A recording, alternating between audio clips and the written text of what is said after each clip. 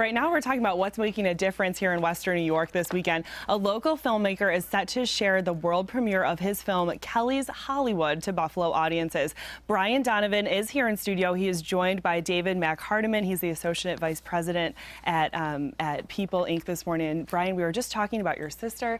Tell us about her. I saw a clip from the film that you made in her memory. I did. And it looks like a very happy, uplifting film. It's, I don't want to misrepresent. It's a little bit of both. It is happy and uplifting because it does celebrate her life and her triumphs and ultimately her dream, which was to perform live in Hollywood on a show, you know, on a stage with a live audience. And so in that regard, it is very uplifting. But, you know, I didn't want to make a fluff piece either. You know, I think for an 82-minute, you know, feature-length film, you have to kind of create obstacles and challenges, and there were plenty, as you can imagine. But one of the things that the film highlights is how it affected my relationships with the women in my life, because Kelly was #1 and the women in my life were #2, and so, you know, I was kind of constantly dealing with that.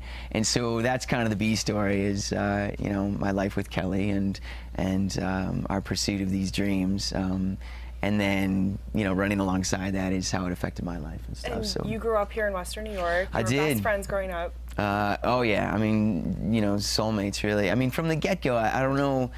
I think we just got such a kick out of each other, you know. And I think one of the things that I loved about my sister is, you know, she was so uninhibited, and so it was easy for me to be uninhibited, you know. And so we kind of would go back and forth, and we would entertain each other that way. And I think ultimately we are our biggest fans, and so that carried on throughout. And when I went to, you know, moved to Hollywood in 1990, you know, I had to leave her, which was always a struggle for me.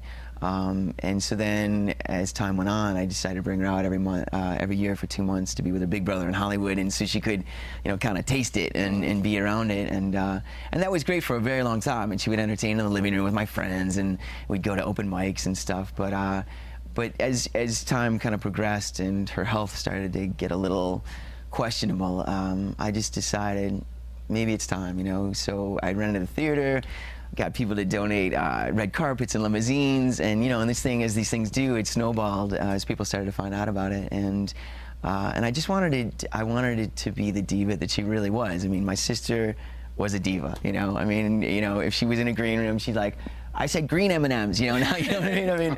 I mean, she was, you know, she was that person. And so I really, you know, it was great. And so that's really what happened. And I had the whole audience, everybody that showed up, show up early, so they acted as the paparazzi and the fans and the screaming fans, and they, you know, screamed for her autograph. And so, you know, she walked the red carpet and she signed autographs, and people screamed. She got to the top, and in true Kelly Donovan fashion, she rips her jacket open, you know, and at the top of the stairs, and you know, and then we did the show, and it was incredible. You know, and this it really was. film tells this whole story that you're documenting here. What does your family think about it?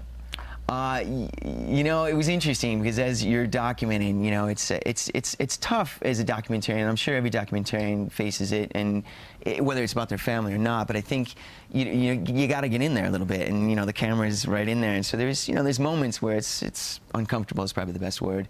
In fact, my mom and I, the only fight we've ever really had was, you know, over a camera in her face in a moment, but, you know, they embraced it, you know, and I don't think anyone really knew what I was up to, and I don't think I even really knew what I was up to, because, you know, these things kind of morph and change, and you know, as they move on, the clay kind of starts to, you know, take a shape.